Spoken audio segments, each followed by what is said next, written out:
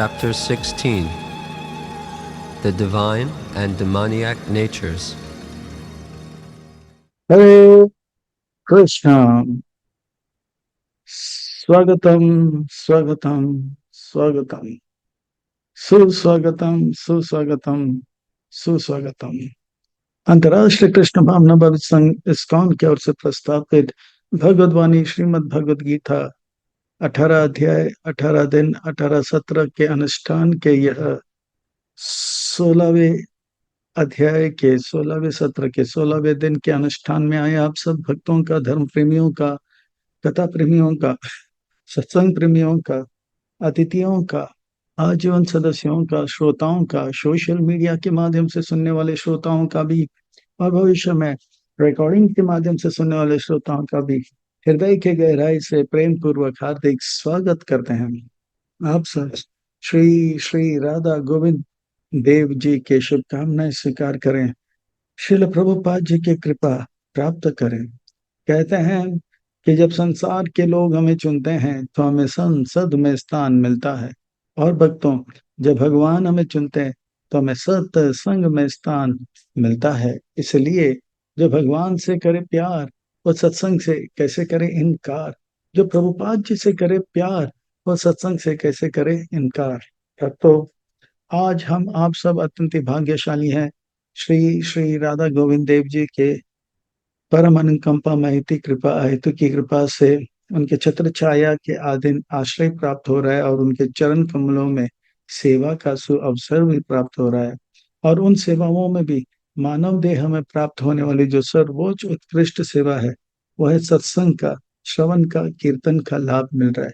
इसलिए हम उन भगवान श्री श्री राधा गोविंद देव जी, उनके उनके परिकर सहित के पाद पद्मों पर नतमस्तक होकर कोटि कोटि वंदन प्रणाम अर्पण करते हुए संस्था के संस्थापक आचार्य कृष्ण कृपा श्री मूर्ति अभय चरणारविंद भक्ति वेदांत स्वामी श्रील प्रभुपाद जी के चरणारविंद में कोटि कोटि वंदन प्रणाम अर्पण करते हुए गुरुदेव जो कि दयामय है, कृपामय है, करुणामय है, प्रातः स्मरणीय वंदनीय पूजनीय, नित्य स्मरणीय वंदनीय पूजनीय, उनके चरणारविंद में कोटि कोटि वंदन प्रणाम अर्पण करते हुए यहाँ उपस्थित आप सब वैष्णव एवं वैष्णवी भगवत चरण अनुरागी महाअनुभवी भक्तवृंदों के चरणों में प्रणाम अर्पण करते हुए आप सबसे करवट निवेदन करते हैं कि दास के ऊपर ऐसे कृपा बनाए रखे कि सेवा के माध्यम से हम आपको, गुरुदेव को, श्रील प्रभुपाद जी को प्रसन्न कर पाए। इन्हीं शब्दों के साथ आज के सत्र के और अग्रसर होते हैं। आज किस कथा को प्रारंभ करते हैं, प्रसंग को प्रारंभ करते हैं।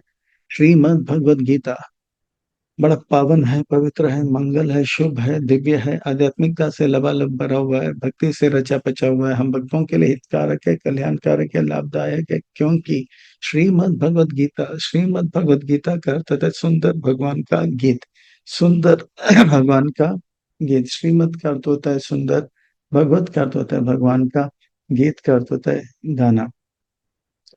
मैं तो कहता हूँ ये सुंदर प्रेम का गीत है। भगवान के हृदय में जो प्रेम, दया, करुणा, कृपा जीव के लिए है, वो उनके मुखारविंद से, उनके हृदय से ऊपर उबर कर उनके मुखारविंद से अर्जुन के माध्यम से हम सबको प्राप्त हो रहा है। और मानो कि भगवान ये कह रहे कि आ घर लौट आ जा, मैं आप सबको प्रेम करता हूँ, मैं अपार अनंत सुख अनुभव कर रहा हूँ, और उससे भी ज्यादा अपार सुख आनंद आप लोग भी पा सकते हैं। आ आप मुझसे अलग रहकर क्यों कष्ट, क्लेश और दुख का अनुभव कर रहे हो। तो इस प्रकार से भगवान का यह संदेश है, आदेश है, उपदेश है हम सबके हित के लिए, कल्याण के लिए। भगवत गीता के पहले अध्याय में हमने देखा अर्जुन परेशान है। अर्जुन कह रहा था कि मैं पांडव हूँ। भगवान ने कहा रुको, दूसरे अध्याय में बताता हूँ, पांडव नहीं, क्या है, आत्मा हो। अर्जुन कहते हैं कि कौरव मेरे दुश्मन है। भगवान कहते हैं असली दुश्मन जो है काम है, क्रोध है। ये तीसरे अध्याय में बताते हैं। अर्जुन कहते हैं कि पांडव सेना जो है मेरे अपने हैं।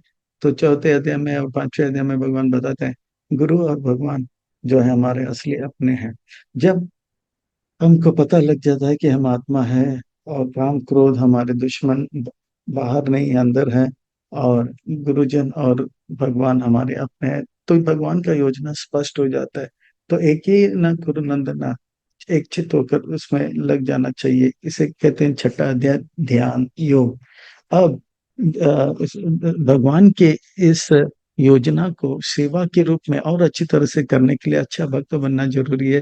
तो अच्छा भक्त बनने का कला, आर्ट ऑफ लिविंग, जो है अध्याय 7 है।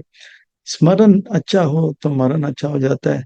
तो यह है आर्ट ऑफ डाइंग, अध्याय 8। और स्मरण और अच्छा हो, जीना और अच्छा हो तो प्रेम हो जाता है। भगवान जीवों से कितना प्रेम करते हैं, भक्तों से कितना प्रेम करते हैं, ये 9वें अध्याय में बताया जाता है। इसे आर्ट ऑफ लविंग। और 11वें अध्याय में, 10वें अध्याय में, art of seeing the Lord, भगवान को हर जगह हर स्थान पे देखना, हर परिस्थिति में देखना, ये जो है 10वां अध्याय। और 11वां अध्याय आर्ट ऑफ फीलिंग, किस प्रकार से जो है भगवान का अनुभव किया जाता है।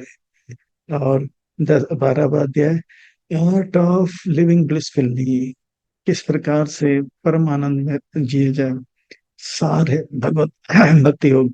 13वें अध्याय में भगवान कहते हैं देखो देखो देखो, उन चीजों को देखो जो इन आंखों से नहीं दिखता है। यानी कि शरीर तो दिखता है, पर शरीर के अंदर आत्मा परमात्मा को देखो। ये हो गया, ये हो गया 13वां अध्याय। शरीर की बाहर देखो देखो देखो, कैसे आत्मा परमात्मा को, आत्मा को जो है तीनों गुणों से पास से बांधा गया है। इस प्रकृति के खेल को देखो, ये इन अंकों से देखो, ज्ञान के अंकों से देखो। तो 15वें अध्याय में बताते हैं देखो बाहर और अंदर, भगवान को देखो जो बाहर भी है अंदर भी है। ऐसे भगवान को देखकर जो है देखे। और 16वें अध्याय में भगवान कहते हैं कि ये जो, 13वें अध्याय में बताते हैं भगवान की ये दुनिया जो है कारागर है, जो 24 तत्व से बना हुआ है। 14वें अध्याय में बताते हैं कारागर में जेल कैदी को पास से बांधा जाता है और उनके ऊपर नजर, 15वें अध्याय में सुपरिटेंडेंट जो है शिरोदक्ष विष्णु रखते हैं। पर शिरोदक्ष विष्णु हर कैदी पे नजर रखते हैं। वो देखते हैं पुरुष में श्रेष्ठ कौन है और पुरुषों में अधम कौन है। तो ये अध्याय में जो है हम देखेंगे कि कौन है पुरुष श्रेष्ठ और कौन है पुरुष अधम। इस अध्याय बड़ा अद्भुत है। इसे 16वें अध्याय को दैव असुर संपत्ति विभाग योग करके संबोधित किया जाता है। बड़ा अद्भुत है, विलक्षण में अलौकिक है। इस अध्याय को और अच्छी तरह से समझने के लिए, आत्म संग्रह करने के लिए एक छोटा सा भूमिका के और प्रस्थान करते हैं। ये सुर कौन है और असुर कौन है। सरल भाषा में, हिंदी में, सुर कौन है, असुर कौन है। जो भगवान के सुर से सुर मिला है वो सुर, जो भगवान के सुर से सुर ना मिला है वो असुर। रामायण में ऐसा वर्णन आता है, सुरा प्रतिग्रह देवा सुर इति भी वेश सथा अप्रतिग्रह तस्य दैत्यास च असुरा तथा। जो समंदर मंथन में जो अमृत कलश आता है, वो अमृत कलश को सूर कहते हैं। ठीक है, उस सूर का पान देवताओं ने किया, इसलिए उनको सूर करके नाम मिला। और दीति के वंश से आने वाले दैत्यों को ये नहीं मिला, इसलिए उनको असुर कहा जाता है। बड़ा रोचक है। और ये जो है सुर और असुर के बारे में प्रभुपाद जी कहते हैं कि विष्णु भक्त प्रोक्ता दैव तद विप्र असुर। तो जो विष्णु के भक्त होते हैं वो देव है, जो इसके विपरीत जो भी है, देवी देवी देवता का भी उपासक हो सकते हैं, वो सब असुर हैं। एक बार सारे असुर को आया क्रोध। ब्रह्मा जैसे कहा पक्षपात करते हो, हमेशा अच्छे अच्छे डिपार्टमेंट देवताओं को देते हैं, हमें कुछ नहीं देते। बात सही है, क्योंकि देवता सतोगुण में रहते हैं और सतोगुण में जो रहते हैं वो जिए और जीने दो ऐसा। पर जो तमोगुण में रहते हैं वो खुद को भी बर्बाद करते हैं, औरों को भी बर्बाद। तो ब्रह्मा जी को इतना बड़ा ब्रह्मांड चलाना है, तो ब्रह्मा जी कुछ बोले नहीं, अगर बोले तो और बवाल होगा। तो बोला कल आ जाओ राजभोग में। तो राजभोग में आपको आपके देवताओं को बुला बुला, फिर से देवताओं को बुला रहे हैं। ठीक है, राजभोग दोनों पार्टियां। और ब्रह्मा जी ने कहा आप लोग की भलाई के लिए मैं कहता हूँ कि पहले देवताओं को राजभोग करने दो, फिर आप करो। नहीं नहीं नहीं, फिर से पक्षपात। तो बोलता ठीक है। तो इस बार दोनों को कहा कि पंगत में सर या असुर बैठ गए आमने सामने, और टेबल रख दिया, और कहा कि अब राजभोग परोसा जाएगा। शर्त यह है कि आपके हाथ को बांधा जाएगा, खाने वाले हाथ, दाहिने हाथ को बांधा जाएगा लकड़ी से, ताकि आप मोड़ नहीं पाओगे। अब आपको जो है भोग आरंभ करना होगा। तो सारे असुर जो है तैयार हो गए, और राजभोग क्या आया? हाँ, पराठा, मालपोहा, रबड़ी, नवरत्न कुरमा, सब कुछ था। अभी खाने के लिए उनका मुंह से पानी तो आ रहा है। अब अपने थाली में हाथ डाल रहा है, पर जा नहीं रहा है। अच्छा, इतना तो है। और ये सुर लोग ये महाप्रसाद गोविंद बोलना भी भूल गए थे। तो ठीक है, अब वो लोग थक गए। तो कोई कोई मुश्किल से चार को पीछे करके लिया, तो रसमलाई, रबड़ी और नवरत्न कुरमा, पर मुंह में डाल नहीं पा रहे हैं। तो डाल रहे तो कोई आंख में लग रहा है, नाक में लग रहा है, और पूरे तो ब्रह्मा जी बोले कि ठीक है, अब जाइए, आप देवताओं को आने दो। तो देवता को जैसे बुलाया गया, उनको भी ऐसे ही कहा था, पंगत में बैठे थे आमने सामने। फिर दोनों महाप्रसादी गोविंदे बोले बड़े प्रेम से। फिर उसके बाद जो पंगत में आमने सामने वाले के थाली में उन्होंने हाथ डाला, और पराठा को तोड़ा, नवरत्न कुर्मे में डाल के सामने वाले देवताओं के मुंह में दे दिया, और सामने वाले ने भी ऐसे जलेबी इनके मुंह में दिया। और इस प्रकार से देवता जियो और जीने दो। तो इस ब्रह्मांड में तब असुरों को पता लग गया कि क्यों ब्रह्मा जी जो है देवताओं को महत्व देते हैं। आइए इस अध्याय को और अच्छी तरह से समझने के लिए और आत्मसंग्रह करने के लिए इस अध्याय को भाग एक, दो, तीन भाग में देखते हैं।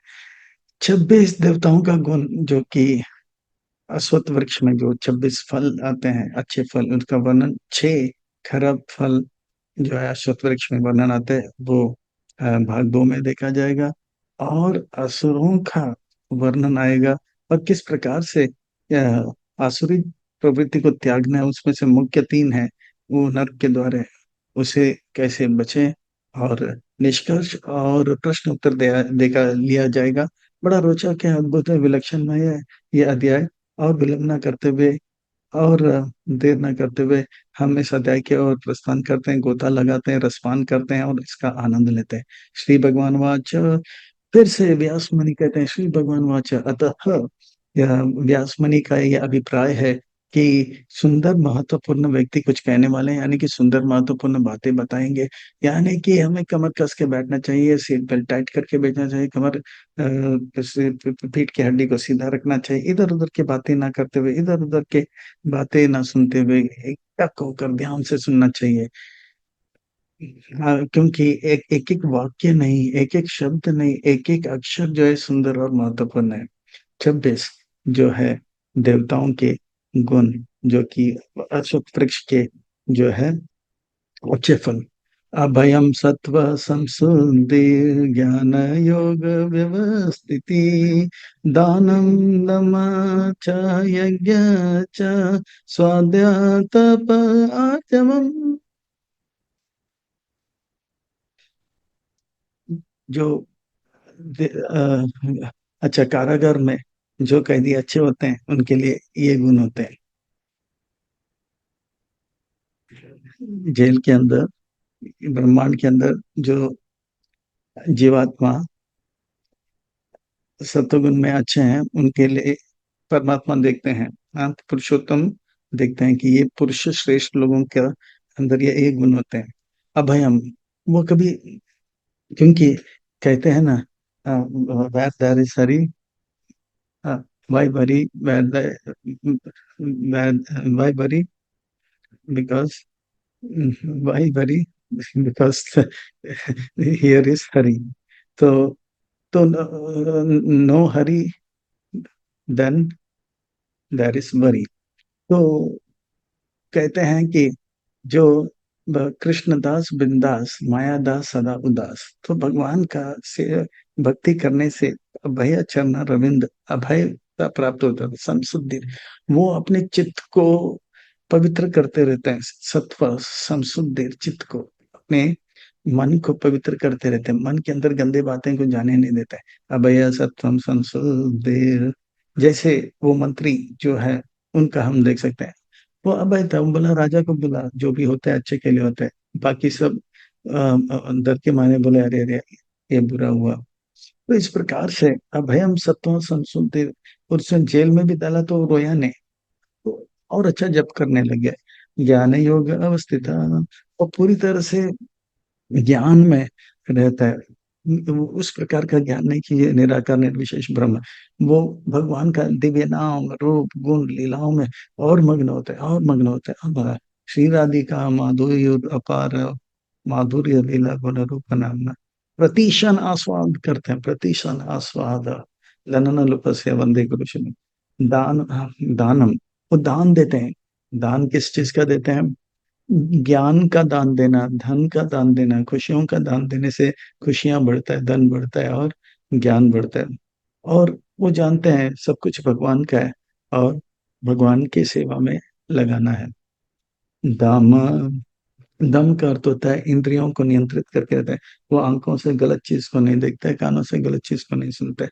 इस प्रकार से अन्य इंद्रियों के लिए भी यज्ञ वो जो भी कार्य करता है वो भगवान को प्रसन्न करने के लिए करता है। चलना हो गया, या बैठना हो गया, या खाना हो गया, सोना हो गया, जो भी करता है वो भगवान को प्रसन्न करने के लिए करता है। यज्ञ, स्वाध्याय, स्वाध्याय का अर्थ होता है वो ग्रंथों का, भगवान के वेद शास्त्र, चैतन्य चरितामृत इत्यादि को बड़े ध्यान से पढ़ते हैं, बड़े ध्यान से पढ़ते हैं। अध्याय, स्व अध्याय, हाँ, अध्ययन करते हैं। तप, वो वो जानते हैं ये संसार जो है बहुत ही बड़ा जंजाल है, इसमें चमक दमक है, और वो बहुत सावधान रहता है। ये संसार के चमक दमक से अपने आप को हटा के रखता है, इसको तपस्या कहते हैं। मन कहता है कि चलो घूमो फिरो नाचो, पर ये कहता है कि नहीं, मंगल आरती में आना है, वो तप करते हैं। इसको बोलते हैं तपो जीवन दिव्यम पुत्र का सत्वम, दिव्य सत्व, दिव्य तपस्या। मन को प्रसन्न करने के लिए नहीं, भगवान को प्रसन्न करने के लिए जो कुछ भी है वो जरूर करेगा। अगर अगर अगर 16 माला जप करने से भगवान प्रसन्न होते हैं तो वो जरूर करेगा। बल्कि उनको बोले सुबह जल्दी उठना अच्छा नहीं लगता, पर भगवान को अच्छा लगता होगा तो उठेंगे। तो इस प्रकार से अगर भगवान को अच्छा नहीं लगता है कि हम शराब पिए, तो हमें अच्छा लगता है शराब पीना, पर भगवान को प्रसन्न करने के लिए वो नहीं करते हैं, तो इसे कहते हैं तप। अर्जुन का अर्थ होता है सरल जीवन, ऊंचे विचार। सरल यानी कि शरीर के लिए जितनी आवश्यकता है, ईसा बादम इदम सर्वम, दो रोटी, 3 टाइम, चलो भाई, और थोड़ा सा नींद, 6 घंटे से 8 घंटा, और बाकी समय सेवा भगवान के लिए। सरल जीवन, ऊंचे विचार, अपने लिए सरल जीवन, और भगवान के लिए बढ़िया से बढ़िया सेवा। इसको अर्जुन मतलब सरल। तो अहिंसा, अहिंसा का अर्थ होता है कृष्ण का खूब प्रचार करना। जहाँ पे कृष्ण का प्रचार नहीं होता है, भक्ति का प्रचार नहीं होता है, भगवान का प्रचार, वहां पे हिंसा होता है, वहां पे केरला स्टोरी होता है, वहां पे जो है कश्मीर फाइल होता है, और वहां पे जो है पाकिस्तान और बांग्लादेश होता है। तो भगवान का जितना गुणगान करेंगे, ना होगा केरला स्टोरी, ना होगा कश्मीर फाइल, ना होगा पाकिस्तान, ना बांग्लादेश, केवल एक देश होगा, ये भारत देश है मेरा। तो ये है अहिंसा। सत्यम, सत्यम, वो सत्य कहते हैं, पर सत्यम जो भी कहते हैं मीठा कहते हैं। सत्य का अर्थ होता है भगवान का गुणगान करना, और शास्त्र के बातों में अनुकूल रूप से प्रस्तुत करना। क्रोध, क्रोध का अर्थ होता है वो जानते, जो भी क्रोध इसलिए आता है हम जो चाहते हैं वो होता नहीं है, या हम जो चाहते हैं चाहते हो नहीं होता है, और हम जो नहीं चाहते हैं वो होता है, तो क्रोध आ जाता है स्वाभाविक। पर भक्तों को पता है मन जो चाह हो तो भगवान का कृपा, और मन जो चाह ना हो तो भगवान का इच्छा, और भगवान का इच्छा हमारे इच्छा से लाखों गुना अच्छा, तो इसलिए वो क्रोधित नहीं होते हैं। त्याग, वो त्याग देते हैं जो कुछ भी प्रतिकूल है भक्ति के लिए, भगवान को पाने के लिए, मांसाहार करना, व्यभिचार करना, धूम्रपान, जुआ खेलना, नशा करना, ये सब जो है वो छोड़ देते हैं। अत्याहार, अप्रयास, सप्रजल पर जनसंग सलोल्यम सर्व प्रीति, हाँ, विनश्यति, वैष्णव अपराध करना, ये सब धाम अपराध, ये सब से बचते रहते हैं, इसे त्याग देते हैं। शांति, वो शांत रहता है, वो जानता है भगवान परम नियंता है, और जो कुछ भी होता है भगवान के नियंत्रण में होता है, और वो प्रसन्न रहता है। अपाय सोनम, वो किसी का बुराई नहीं करता है, पीठ पीछे में किसी का बुराई करना। दया भूतेषु, सारे जीव के ऊपर दया करता है। आलू तो और इस प्रकार से जो है वो इस प्रकार से वो बहुत ज्यादा जो है ग्रीड ग्रीड उनके अंदर नहीं रहते। मृदुम, माधवम, वो बहुत मीठा उनका वाणी होता है। हीर, उनका मन हीर होता है। और अच्छा पलम, वो विचलित नहीं होता है। चलो भाई, कम से एक दिन पिकनिक जाते हैं, फिर अगले संडे मंदिर जाता है, ऐसा नहीं। अहिंसा सत्यम अक्रोध त्याग शांति अपाय सुनम दया भूतेषु आलु त्वम मार्दम हीर चपलम तेज तेज समाधृति शौचम अद्रोहातिमानति भवन्ति संपदा दैवीम अभिजातस्य भारत।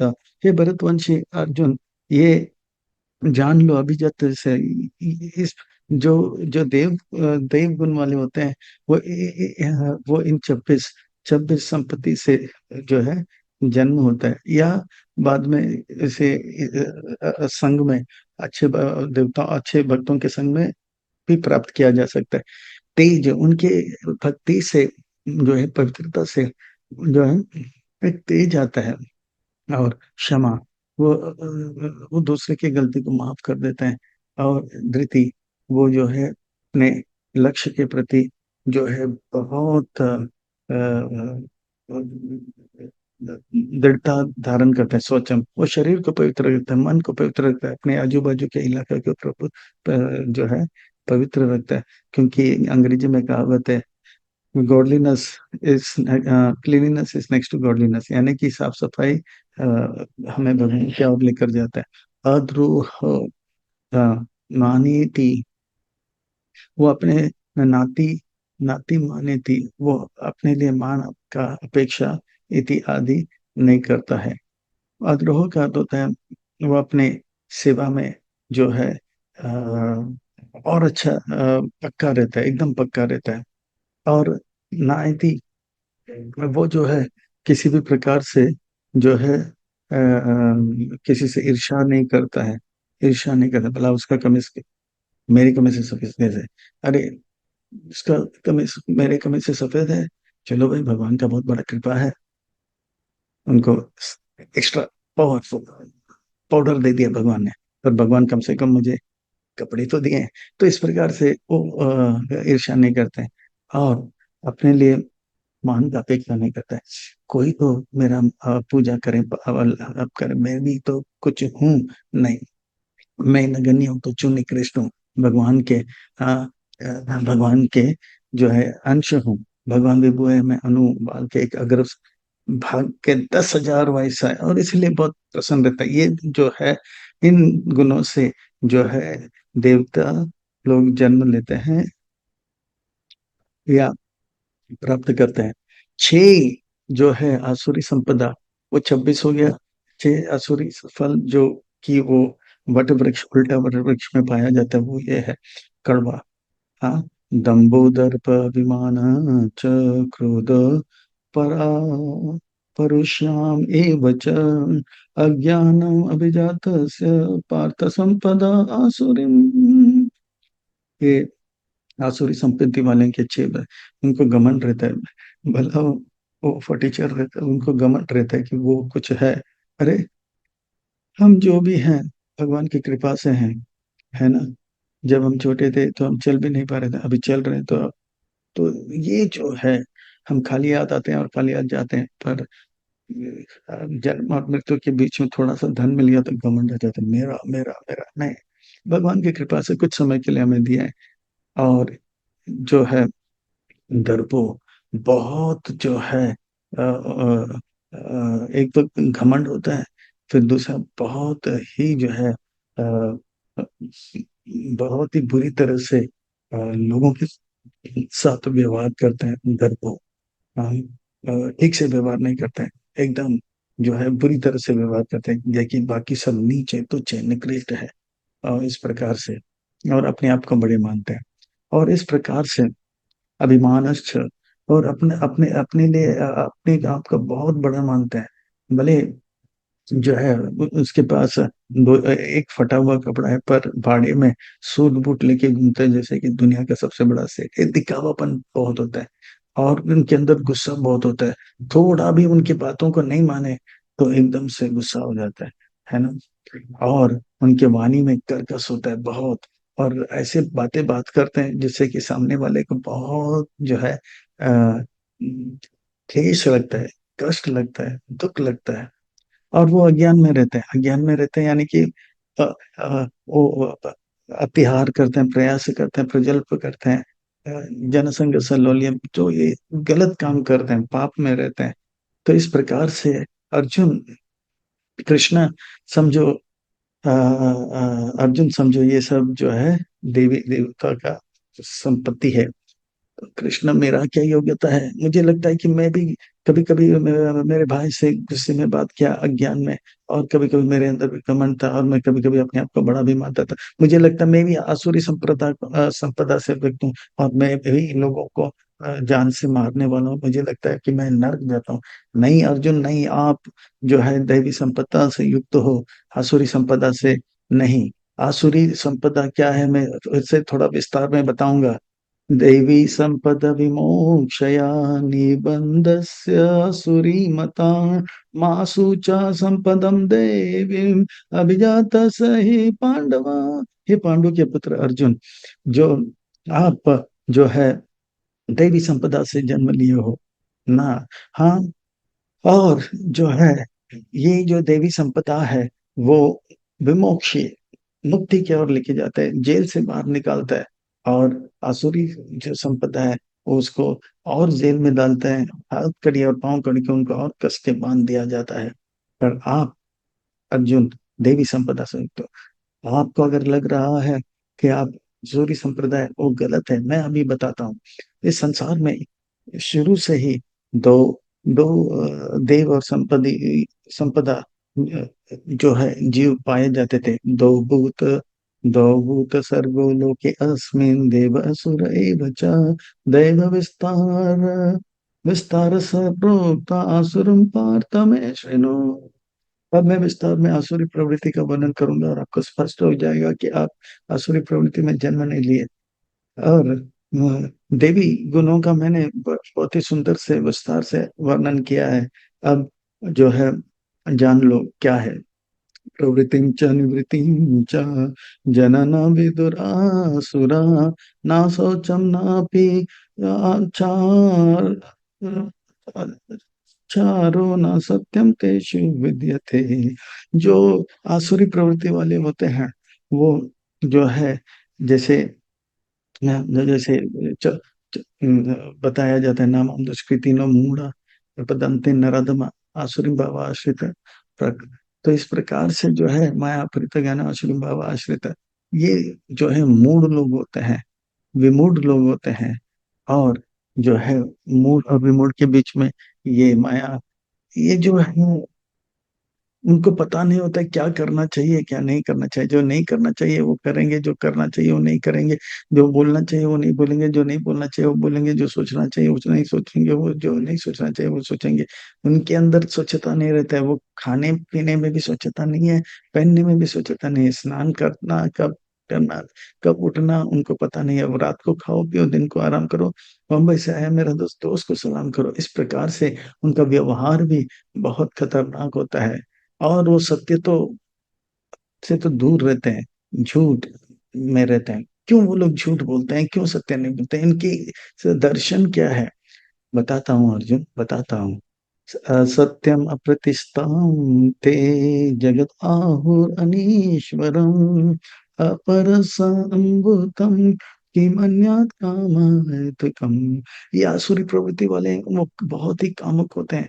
वो सोचते हैं कि पूरा जगत जो है मैथुन करने के लिए मिला है, और मैथुन करने के लिए पैसे की आवश्यकता होता है, और पैसे के साथ सुंदर स्त्रियों को भोग करना होता है और खाना होता है। तो इस प्रकार से असत्यम या पैसे को प्राप्त करने के लिए वो झूठ बोलते हैं।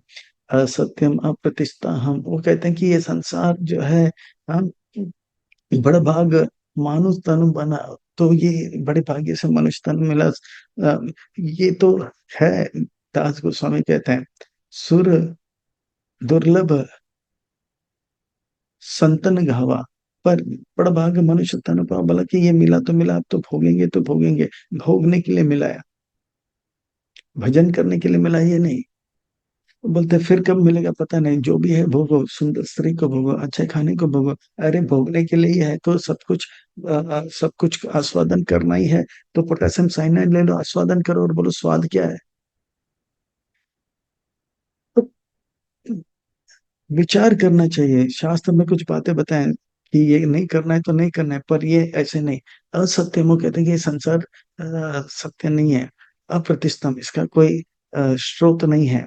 अ, जगत और अनीश्वरम, इसमें कोई भगवान भगवान नहीं है, क्योंकि वो भगवान को स्वीकार नहीं करना चाहते। अगर भगवान को स्वीकार करेंगे तो उनके नियम को स्वीकार करना होगा, उनके नियम को स्वीकार करना पड़ेगा तो उनको सुबह जल्दी उठना पड़ेगा, और जो है स्नान वान करना पड़ेगा, और मांसाहार नहीं कर छोड़ना होगा। तो ये बोलते हैं कि यही नहीं, हम ये सब करेंगे और भगवान भगवान को मानेंगे नहीं, तो ये इस प्रकार से वो अनेश्वरम अपरस्मन संपुतम, और मैथुन करना उनका जीवन का लक्ष्य होता है। तो इस प्रकार से भगवान जो है बहुत ही गहरे बात बता रहे हैं आसुरी प्रवृत्ति वालों का। यह है कैदी ब्रह्मांड के अंदर जो है, जो लोग कभी बाहर निकल नहीं पाते, उनके उनका लक्षण है। एताम दृष्टिम अवस्थाभ्य नास्ता आत्मनो अल्पबुद्धय प्रभवन्ति उग्र कर्माणा क्षयाय जगतो अयथा। इस प्रकार से वो निष्कर्ष निकालते हैं, और वो अपने आप में खोए रहते हैं। उनके पास अपना बुद्धि नहीं होता है, विपरीत उनका बुद्धि चलता है। वो अगर पढ़ाई भी करते हैं तो ऑटम बम बनाते हैं और सबका नुकसान करते हैं। इस प्रकार से वो अगर प्लेन भी चलाते हैं तो ट्विन टावर को तोड़ देते हैं, और अगर किसी का स्वागत भी करने जाते हैं, माला में जो है बम लगा के जाते हैं, खुद भी मरते हैं औरों को भी मारते हैं। तो इस प्रकार से आसुरी प्रवृत्ति वाले ऐसे कार्य में लगते हैं जिससे उनका भी नुकसान और उनका भी महा नुकसान हो जाता है। तो इस प्रकार से ये है इनका दर्शन, उनका फिलॉसफी क्या है, दर्शन क्या है। कामम आश्रित दुष्पूराम दम्भमानमदन्विता मोहाद् गृहद्वासग्राहं प्रवर्तन्ते असुचिव्रता। वो जो है उनके अंदर काम वासना कूट कूट के भरा रहता है, वो भोग करना चाहते हैं। वो जानता है कि सब कुछ भगवान का है, भगवान के सेवा में लगना चाहिए। हाँ, जो कुछ भी भगवान भगवत गीता के 10वें अध्याय में कहते हैं, कि जो कुछ भी इस संसार में श्रीमद् ऊर्जितम एवं वा, जो है अद्भुत लगता है, विलक्षण में लगता है, वो सब भगवान के तेज का एक अंश है। पर वो भगवान की सेवा में लगना चाहिए। पर ये सोचते हैं कि जो कुछ भी संसार में है सुंदर, वो सब उनके भोग के लिए है। और इस प्रकार से वो उसे वो धन वगैरह संग्रह करके एक घमंड का प्रदर्शन करते हैं, एक विमान का प्रदर्शन करते हैं, और जो है वो मोहग्रस्त हो जाते हैं, और धन से कभी कभी जो है पूजा पाठ भी कर लेते हैं। और वे नशा, मांसाहार, व्यभिचार, प्रचलित को बढ़ाने वाले कार्य करते रहते हैं। तो इस प्रकार से जो है वे ऐसे कार्य में उनका मन जाता है जो कि अ, अस जो कि असत है, प्रवर्तनते असुचि व्रत, और कभी कभी व्रत भी लेते हैं, जो व्रत जो है भगवान के और नहीं, अ, और उनके अंदर जो है आसुरी प्रवृत्ति को बढ़ाने, जैसे हिरण्यकशिपु ने व्रत किया, रावण ने व्रत किया, और कुंभकर्ण इत्यादि। चिंतम अपरिमेय च प्रलयन्तम उपाश्रिता कामपोगा परमं एतावदिति निश्चिता। इस प्रकार से वो जो है हमेशा चिंता में रहते हैं कि अब जो है मुझे मुझे और भोग करना है, और अच्छी तरह से भोग करना है, और जब तक जीऊंगा तब तक भोग करता रहूंगा। और इस प्रकार से वो भोग का आश्रय लेता है और चक्कर में फंसता रहता है। आशा पाशा सतेर्बद्ध कामा क्रोध परायणा यान्ते काम भोगतम अन्या अन्येनर्थ संचय। इस प्रकार से रावण जैसे व्यक्ति, वो बहुत, एक उनके पास राज्य है, फिर भी लंका को देखा तो लंका चाहिए, फिर दूसरे राजकुमारी को देखा, या बोलता है कि ये मेरे सपने की रानी नहीं, मेरे अपना असली जीवन का रानी बनेगा। तो काम, और अगर कोई मना करते तो क्रोध परायण होते हैं, काम परायण नहीं तो क्रोध परायण। और इस प्रकार से उनका जीवन जो है अन्य अन्य अर्थे न संचयन, दूसरे के धन को संग्रह करने में लगा रहता है। और और जो है इस प्रकार से अवैध तरीके से, अवैध काम में पूरा जीवन लगा देते हैं एकदम। और उनके अंदर और उनके अंदर थोड़ा सा धन मिल जाता है तो सोचता है कि आज मुझे इतना धन मिला मेरे अपने मेहनत से, कल और ज्यादा मिलेगा। आज मैंने अपने ये दुश्मन को खत्म कर दिया, कल बाकियों को भी खत्म करूंगा। मैं अपने रिश्तेदारों के साथ अब ठाट ठाट के साथ रहूंगा। इदम अद्य मया लब्धम इमं प्राप्स्यसे मनोरथम इदम अस्तिदम अपि मे भविष्यति पुनर्धनम। और भविष्य में और ज्यादा धन लूंगा। और अब जो है मैं जो है इतना पैसा कमा लिया, अब मैं और योजना बनाऊंगा और सेना बनाऊंगा, और इस प्रकार से और जो है मैं धन संग्रह करूंगा। आसो मया हता शत्रु हनिष्य च परम अपि ईश्वरहम अम्बोगी सिद्धहम बलवान सुके। मैंने धन तो संग्रह कर लिया, अब दुश्मनों को भी मार लिया। मैं ईश्वर हूँ, मैं शक्तिशाली हूँ, मैं सबसे बड़ा हूँ। और इस प्रकार से वो रावण, कुंभकर्ण, हिरण्यकशिपु, हिरण्याक्ष जैसे जो है अपने आप को ही ईश्वर माने थे। अहम भोगी, अब मैं भोग करूंगा। तो वो समझता नहीं है भोग करने का अधिकार केवल भगवान को है। भोक्ताराम यज्ञ तपसाम सर्वलोक माहेश्वरम सुहृद सर्वभूतां नियतम हम शांति मृच्छति। तो इस प्रकार से सिद्धो हम, उसे कहता है कि मैं सिद्धि को प्राप्त कर लिया है, और मैं बलवान हूँ, मैं सुखी हूँ, मैं शक्तिशाली हूँ। और इस प्रकार से अब अपने आप को बड़ा मानने लग जाता है। अद्यो अभिजानावानस्मि को अन्यो अस्ति सदृशो मया यक्ष ये दास्यामि मोदिष्य इति अज्ञानविमोहता। और वो सोचता है आज मेरे जैसा कोई नहीं है, और मैं अब सबसे बड़ा हो चुका हूँ। अब बाकी सब जो है मेरे मेरे दास हैं। और इस प्रकार से वो अज्ञान में हमेशा रहता है। अब मैं भोग करूंगा, मैं कभी दान दूंगा, कभी यज्ञ, थोड़ा सा यज्ञ करूंगा, ये सब जो है दिखाना, दिखावापन के लिए वो कभी कभी करते भी हैं। अनेक चित्त विभ्रांता मोह जाल समावृता प्रकाशत काम भोगेषु पतंति नरके असोच इस प्रकार से वो पैसे कमाने के पीछे और भोग करने के चक्कर में वो जो है हमेशा चिंता में रहता है, कहीं ये धन जो है मेरे रिश्तेदार छीनेंगे नहीं, कहीं इनकम टैक्स वाले तो नहीं आ जाएंगे, कहीं जो है इसका चोरी तो नहीं हो जाएगा। और इस प्रकार से ये अपने ही जाल में वो फंसता रहता है। जैसे एक रेशम का कीड़ा होता है, वो रेशम का वो जो है लावा छोड़ता है और उसको गोल गोल गोल गोल गोल करता रहता है। भागवत में इसका वर्णन आता है, पर वो उसी में फंस जाता है और बाहर नहीं निकल पाता है। तो इस प्रकार से वो अपने ही कर्मों के चक्कर में फंस जाता है और अपने ही कर्मों से भगवत धाम जाने के बदले में वो नरक चला जाता है। यह है उनका गति।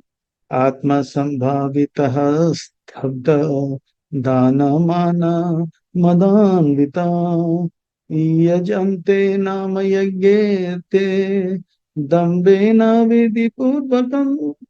अगर वो कभी कभी पैसे का दिखावा करने के लिए और थोड़ा नाम कमाने के लिए जो है वो कैंसर का तंबाकू का फैक्ट्री तो खोल देता है, फिर कैंसर का हॉस्पिटल भी खोल देता है। सबको लगता है अच्छा बड़ा आदमी है, लोगों के लिए कुछ अच्छा काम कर रहा है। अरे इतने अच्छा काम करना था तो सारे तंबाकू का फैक्ट्री को ही बंद कर दो। तो इस प्रकार से कभी कभी जो है थोड़ा यज्ञ वगैरह भी कर लेता है और दिखावा करता है कि बोर्ड लगा के इतने बड़े 1000 यज्ञ जो है इनके द्वारा विश्व शांति के लिए किया जा रहा है, अपना नाम दिखावा करते हैं कि हम भी थोड़ा सा धर्म को मानते हैं। अहंकारम बलम दर्पम कामं क्रोधम च संसवितः माम आत्मपराधेषु प्रद्विषन्तो अभ्यासूयका। तो इस प्रकार से वो हमेशा विचलित रहता है। उनका उनको वो समझ नहीं पाता है कि वो आत्मा है, भगवान का अंश है। वो तो भगवान से ही कॉम्पिटिट करने लग जाता है, कॉपरेट करने की जगह पे कॉम्पिटिटर बन जाता है और अपना बल का दिखावा करता है। घमंड, काम, क्रोध ये सब दिखाया जाता है और वो भगवान से ईर्ष्या करता है। और इस प्रकार से वो कभी कभी तपस्या भी करते हैं और धर्म के विरुद्ध बहुत बड़े बड़े कार्य भी करते हैं।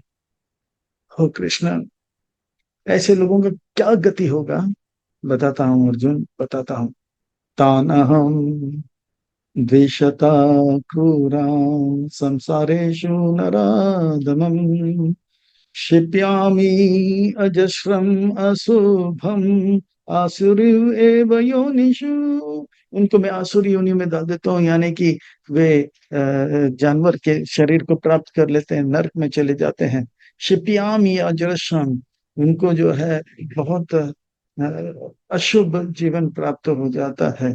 और वो जो है बहुत ही नरक के गहराई में चला जाता है। और इस प्रकार से वो अपना अ, अ, ये दुर्लभ मनुष्य जन्म का जो है दुरुपयोग करते हुए अपने जीवन को बर्बाद कर लेता है। हरि हरि विफल जन्म गुनाइन मनुष्य जन्म पाएगा, राधा कृष्ण न बचले जानिया सुनिया विश्व काहिनी हो जाता है इनका चुनाव। तो इस प्रकार से कृष्ण पर कुछ तो आशा होगा कि वो लोग सुधर जाएंगे, पवित्र हो जाएंगे और अ- कभी ना कभी तो उनको अच्छा जन्म मिलेगा।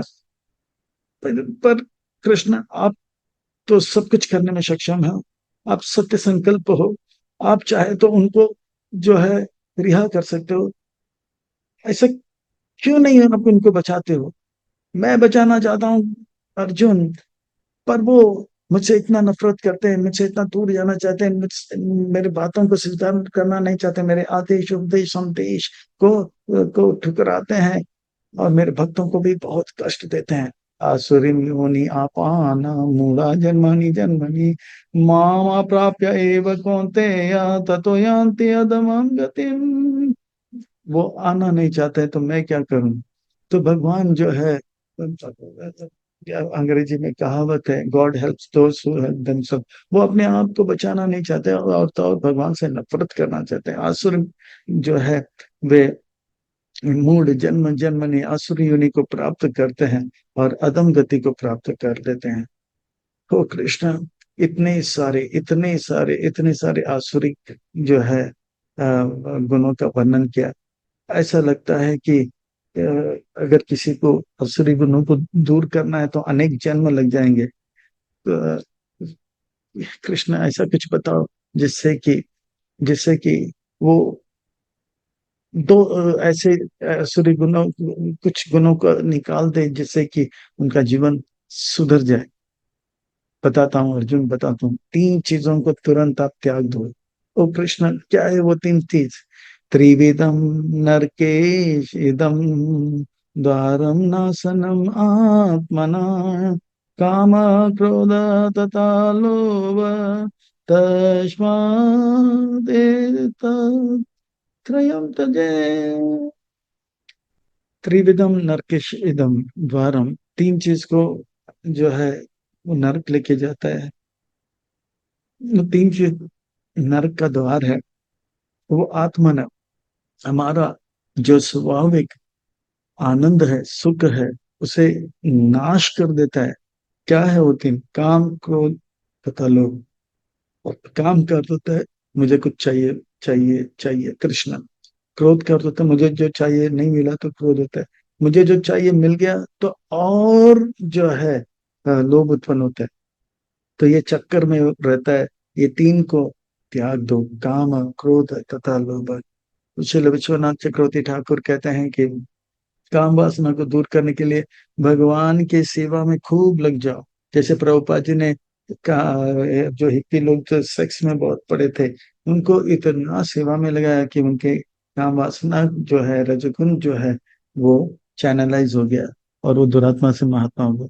क्रोध जो है उसे जो है बुद्धि के द्वारा ग्रंथ लिखकर जो अ, भक्तों के विरोधी हैं उनके, उन्हें जो है काटना, उनके तर्कों को काटना। इसे लोभ जो है भगवान की कथा सुनने में लगा देना चाहिए।